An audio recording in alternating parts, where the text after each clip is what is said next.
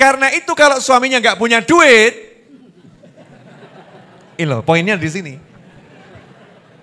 Kalau suaminya nggak punya duit, itu nggak jadi masalah. Lawang judulnya hanya nggak punya duit, tapi punya suami. Daripada dia punya duit, tapi nggak punya suami.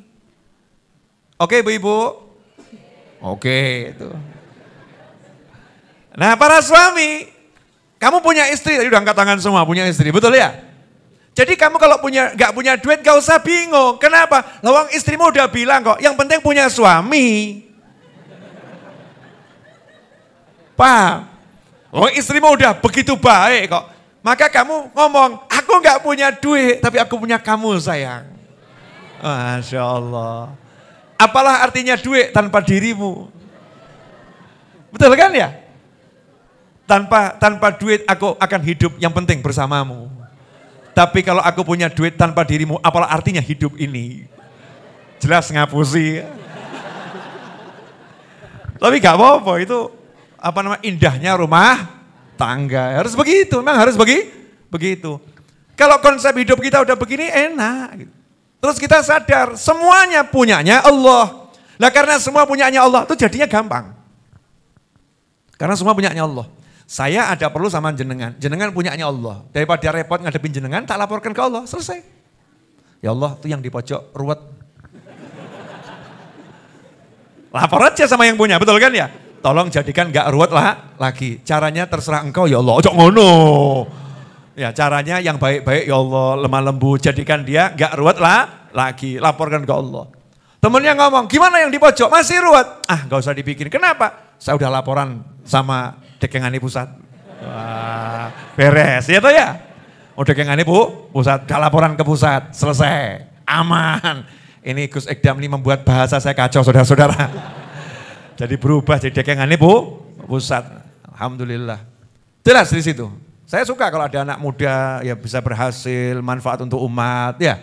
Ilmunya Masya Allah, ahli sholawat, ahli maulid. Kalimatnya kalau cakep ya saya pakai. Bener itu kalimat bagus. Udah kengane pusat kok mumet kan ruwet jeneng menungso ni. Udah punya Allah Subhanahu wa taala. Nah, karena semua itu miliknya Allah jadinya gampang. Allahnya bilang, "Jalu otakei." Enak toh? Jalu otakei. Ud'uni astajib lakum. Wah, asyik.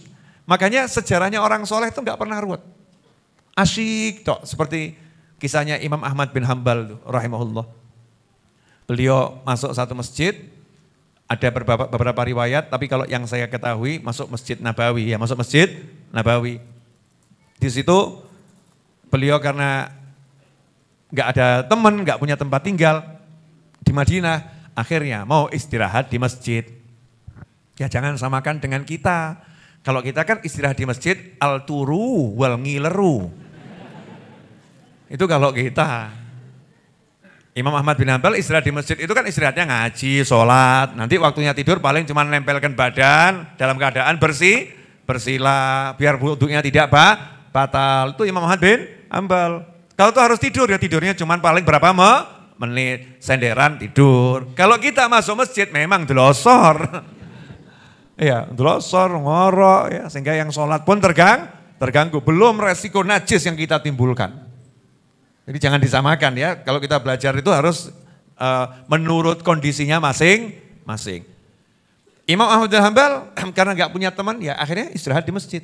Lah masjidnya ada SOP, nggak boleh orang tidur di situ. Menurut riwayat Masjid Nabawi ada yang bilang masjid di Syam sana ya, di Suriah. Sama penjaga masjid diusir. Mau ngapain kamu? Istirahat di sini nggak boleh. Masjid bukan tempat tidur, bukan hotel, bukan penginapan. Keluar.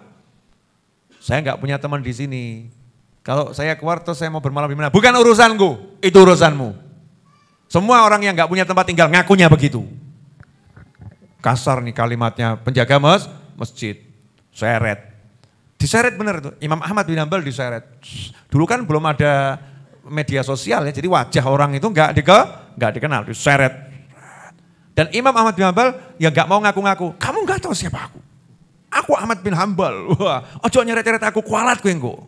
Gak ada begitu. Satar nafsah. Orang-orang soleh itu suka menyembunyikan dirinya. Diseret gitu ya diterima, ikhlas, diseret. Sampai di luar ada tukang, ada orang jual roti ya, yang ahli buat roti. Lihat kok penjaga masjid nyeret orang tua keluar dari masjid, dikasih tahu, hati-hati jangan kasar gitu. Biarkan dia istirahat di masjid ini. Gak bisa, masjid bukan rumahnya Allah. Loh tapi kan dia tamu kita, wong dari jauh, tamu kita. Ya, kalau di rumah saya, tamu saya. Masjid rumahnya Allah, bukan rumah saya. Gak bisa saya terima tamu di masjid. Wah, penjaganya ya memang alim juga ya. Jawabnya cerdas gitu. Tutup pintu, jebret, pintu masjid ditutup. Imam Ahmad bin Hanbal di luar masih dalam keadaan baru bangun dari diseret, dihampiri sama yang jual roti tadi.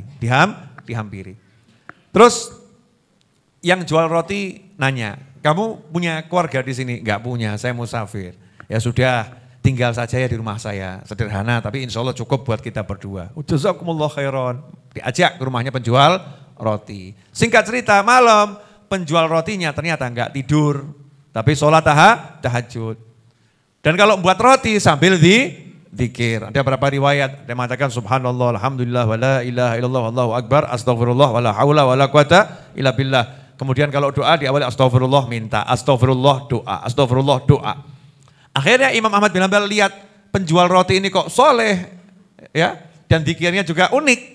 Maka ditanya, kamu kalau doa kok selalu astagfirullah minta, ya Allah, ya astagfirullah aku minta rumah, misalnya begitu ya, astagfirullah aku minta ini, astagfirullah, diulangi begitu terus. Maka dijawab sama penjual roti tadi, saya ini udah pakai metode ini dari dulu sampai sekarang, udah puluhan tahun pakai metode semacam ini, tidak ada doa saya yang ditolak sama Allah Ta'ala. Semua saya minta apapun dikasih sama Allah Ta'ala, kecuali satu. Sampai sekarang itu yang belum dikasih, semuanya udah dikasih, kecuali satu hal. Apa yang belum dikasih? Saya itu minta ketemu Imam Ahmad bin Hanbal.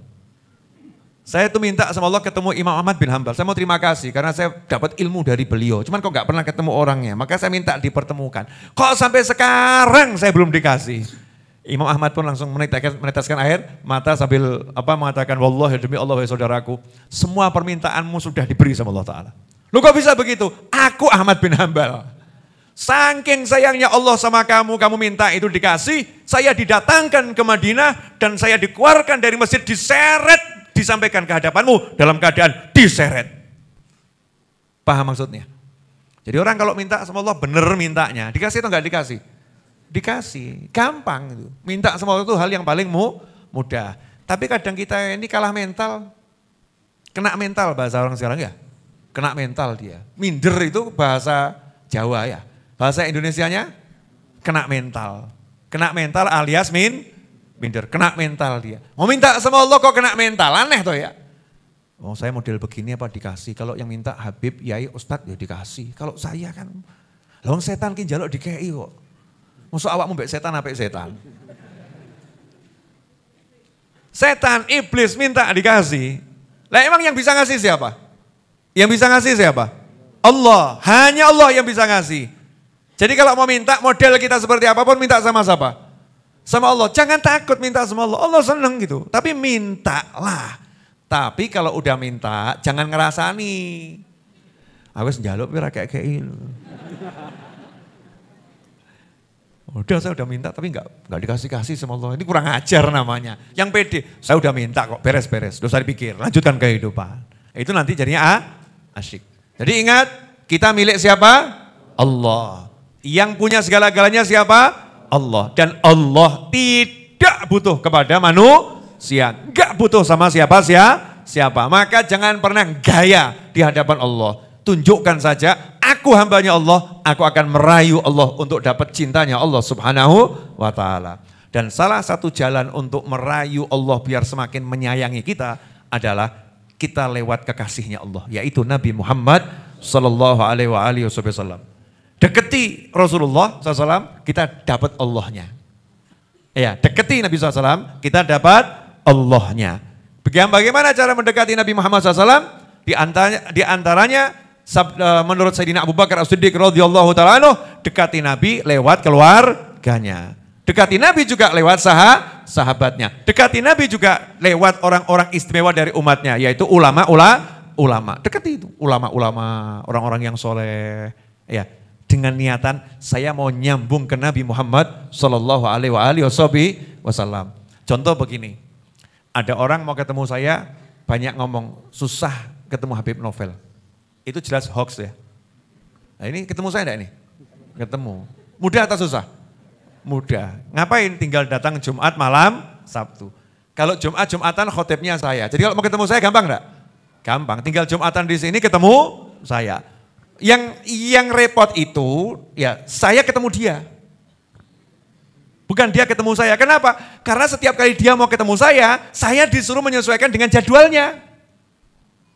Paham? Kamu datang hari Jumat, oh enggak bisa. Saya tuh bisanya hari Selasa. Berarti saya menyesuaikan sama jadwal di dia. Berarti yang susah ketemu siapa? Yang susah ketemu saya siapa? Ya saya susah ketemu dia. Bukan dia susah ketemu saya. Betul? Oke. Jembatannya gimana? Biar gampang. Biar jadinya gampang. Kenal saja sama salah satu anak-anak yang tinggal di sini. Kenal Mas Ucup. Kenal, nih Mas Iis ini, Ustadz Iis ya. Kenal Ustadz Fuad, kenal Zaini, ya. Kenal misalnya ya Mas Wahid, kenal Mas Seto. Kenal sama Mas Seto, duduk ngobrol Mas Seto, ngopi sama Mas Seto. Mas Seto, saya tuh kepengen ketemu Habib itu enaknya kapan ya? Oh ntar saya kasih tahu kalau pas enaknya kapan gitu. Mas Seto ngobrol sama saya, Bib itu kemarin saya ketemu satu orang ngopi bareng. Pengen ketemu Habib itu enaknya kapan? Jadinya ketemu enggak ketemu? Ketemu. Gampang enggak ketemunya? Gampang. Kenapa? Karena dia mendekati orang yang biasa ngobrol sama saya. Betul? Nah yang paling banyak dapat rahmatnya Allah, sumbernya rahmatnya Allah, itu Nabi Muhammad Sallallahu Alaihi Wasallam. Dan itu selama-lamanya. Ya selama-lamanya. Maka kalau kita pengen dapat rahmat yang banyak, karunia yang banyak dari Allah Ta'ala, ya kita lewatnya Nabi Muhammad SAW. Nah yang dekat sama Nabi siapa? Keluarganya, sahabatnya, sama para ulama. Al-ulama warathatul anbiya. Ya sudah, tak dekati saja ulamanya. Sambil kita ngomong begini, siapa tahu pas saya dekat-dekat ulama ini, ulamanya pas lagi dipandang sama Nabi Muhammad SAW. Selesai, kan katut ya. Gambarannya begini loh. Saya lagi ngobrol sama anak saya, ya. Kemudian kok jenengan ada di samping saya, Kebetulan misalnya ya, Buya Yahya tiba-tiba video call saya.